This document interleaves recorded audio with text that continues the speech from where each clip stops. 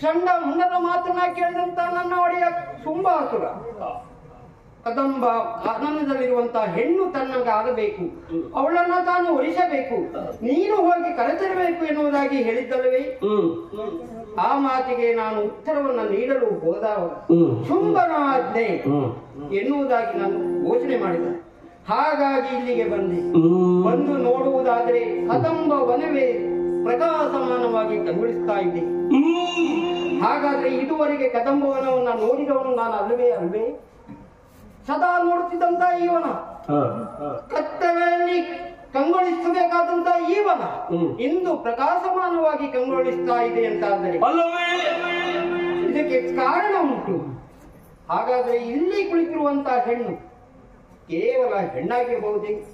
ಅಲ್ಲೇ ಅಲ್ಲ, ಮಾತೆ ಆಗಿರ್ತಕ್ಕಂಥ ಜಗದಾಂಬೆ ಇಲ್ಲಿಗೆ ಬಂದಿದ್ದಾಳೆ ಅಂದ್ರೆ ತಪ್ಪಾಗಲಿಕ್ಕಿಲ್ಲ.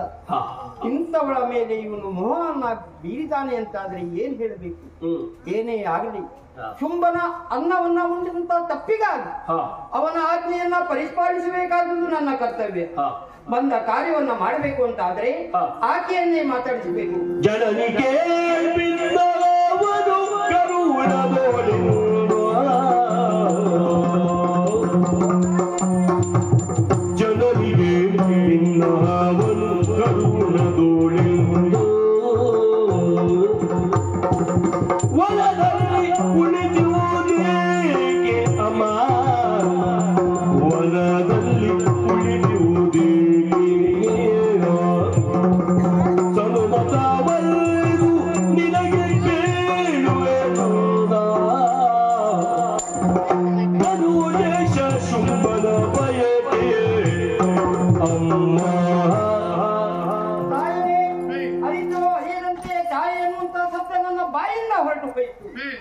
ಅಮ್ಮ, ಹಾಗಾದರೆ ನೀವು ಈ ವನದಲ್ಲಿ ಕುಳಿತಿರುವುದೇಕೆ ಯೋಗ್ಯವಾದುದಲ್ಲ.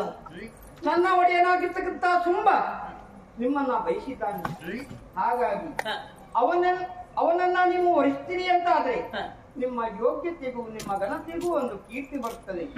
ಹಾಗಾಗಿ ನಿಮ್ಮ ಅಭಿಪ್ರಾಯವೇನು ಎನ್ನುವುದನ್ನು ತಿಳಿಸ್ತೀರಾ?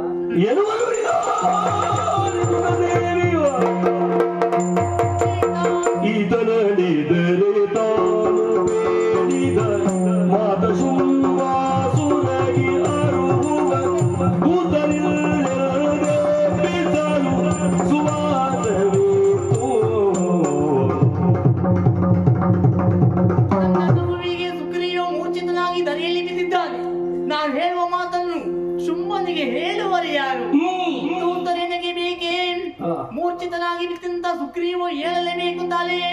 ಸುಗ್ರೀವ ನಿದ್ದೆ ಬಂದವನಂತೆ ಮೈ ಮುರಿಗೆದ್ದು ನೋಡಿದ ಜಗವನ್ನು ಉರ್ಧನದವನು ಮೃತ್ಯುವೋ ಊರ್ಧ್ವ ಮುಖದಿ ಶರಣಗಾಲೆ ನಿಂತು ಮುನಿಸೇಕೆ ಮಾತನಾಡಿ ಶರಣನ ಮೇಲಿಂದು ಮುನಿಸೇಕೆ ಮಾತೆ ಕರಿತರಲೆನ್ನುತ್ತ ಶುಂಭನ ಬಯಕೆ ಕರೆತರಲೆನ್ನುತ್ತ ಶುಂಭನ ಬಯಕೆ ದಾನವ ವಂಶಕ್ಕೆ ದಾತಾರನವನು ದಾನವ ವಂಶಕ್ಕೆ ದಾತಾರನವನು ಬೋಲು ಬಣ್ಣದಂತೆ ಶೋಭಿಕ ಅವನು ಶೋಭಿಕನವನು ಒಮ್ಮೆ ಸತ್ತು ಬದುಕಿದವನು ನಾನು ಎಂದರೆ ತಪ್ಪಾಗಲಾರದು. ಮಾತೆಯಾದಂತ ಅಂಬಿಕೆ ನಗುವಿನಿಂದಲೇ ನಾನು ಮುಚ್ಚಿ ಹೋದವನು. ಪುನಃ ನನ್ನನ್ನ ಬದುಕಿಸಿದವಳು ಅವಳೇ ಅಂತ ಕಾಣ್ತದೆ. ಹಾಗಾಗಿ ಅವಳನ್ನೇ ಕೇಳ್ತೀನಿ, ಅಮ್ಮ ಸತ್ತು ಹೋದಂತ ನನ್ನನ್ನ ಪುನಃ ನೀವಿಂದು ನನ್ನನ್ನ ಬದುಕಿಸಿದ್ರಿ ಅಂತಾದ್ರೆ ಅದಕ್ಕೊಂದು ಕಾರಣ ಇರಬೇಕಲ್ಲ. ಕಾರಣ ಏನು ಅಂತ ಹೇಳಿದೆ, ಅದನ್ನ ಕೇಳುವಂತ ಆಸೆ ನನ್ನದಮ್ಮ. ಸುಗ್ರೀವ ಶುಂಭನಾಗಲಿ ಮೃದು ಶುಂಭನಾಗಲಿ ಮೃದು ಶುಂಭನಾಗಲಿ ಮೃದು